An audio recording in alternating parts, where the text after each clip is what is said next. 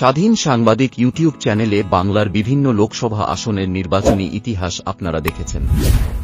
এবার দেখাবো আপনার লোকসভা কেন্দ্রের ভোট পরিসংখ্যান। 2014 ও 2019 সালের লোকসভা নির্বাচনে কোন দলের কে প্রার্থী ছিলেন, কোন দল কত ভোট পেয়েছিল, তার বিস্তারিত বিবরণ থাকবে এই ভিডিওতে। আর সঙ্গে থাকবে আপনার কেন্দ্রে এবারের প্রার্থীদের নাম। শুরু করা যাক তাহলে।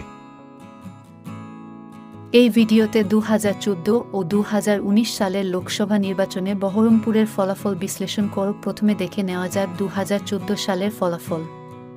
ওই বছর জয়ী প্রার্থী কংগ্রেসের অধীর রঞ্জন চৌধুরী পেয়েছিলেন 5,83,549 ভোট। তৃণমূল কংগ্রেসের প্রার্থী ইন্দ্রনীল সেন পান 2,26,982 ভোট। আরএসপির প্রমথেশ মুখোপাধ্যায় 2,25,699 ভোট পেয়েছিলেন। বিজেপির দেবেশ কুমার অধিকারী পান 81,656 ভোট। শতাংশের হিসেবে কংগ্রেস 50.54, তৃণমূল কংগ্রেস 19.69, আরএসপি 19.54 ও বিজেপি 7.07 ভোট পেয়েছিলেন। কংগ্রেসের অধীর রঞ্জন চৌধুরী 3,56,567 ভোটে জয়ী হন। এবার দেখা যাক 2019 সালে বহরমপুরের নির্বাচনী পরিসংখ্যান কি ছিল।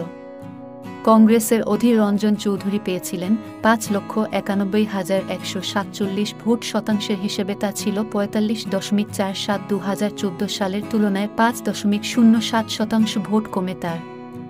দ্বিতীয় স্থানে থাকা তৃণমূল কংগ্রেসের অপূর্ব সরকার পেয়েছিলেন 5,10,410 ভোট। 39.26% ভোট পান তিনি। 2014 সালের তুলনায় তৃণমূল এই আসনে 19.61% ভোট বৃদ্ধি করে। 3 নম্বরে ছিলেন বিজেপির কৃষ্ণ জোয়ারদার আর্য, তিনি পেয়েছিলেন 1,43,038 ভোট। প্রদত্ত ভোটের 11% পান তিনি। 2014 সালের তুলনায় বিজেপির ভোট বেড়েছিল 3.93%। কংগ্রেসের অধীর চৌধুরী জয়ী হন 80,696 ভোটে।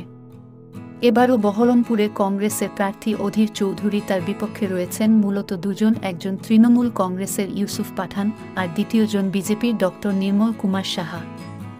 এবারের লড়াইয়ের শেষে কে বাজিমাত করেন তা জানা যাবে আগামী 4 জুন।